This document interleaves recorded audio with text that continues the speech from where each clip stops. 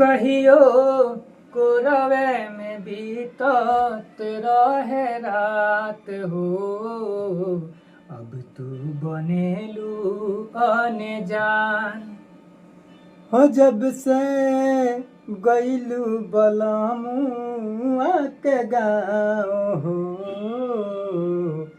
अब तू बनेलू अनजान हो जब से गईलू बलमुआ के गाँव हो।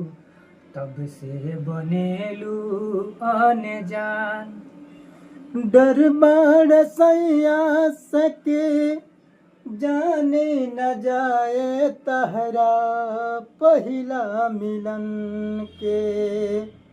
डर बाड़ सैया से की जाने न जाए तहरा पहिला मिलन के। ई बात सोचना कि का बीतत होई हमरा ई मन के। ई बाकी ना सोच का होई बीतत गोरी हमरा ये मन पे।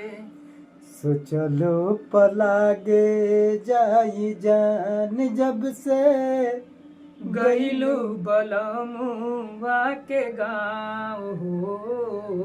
अब तू बनेलू अनजान हो जब से गईलू बलमुआ के गाँव हो।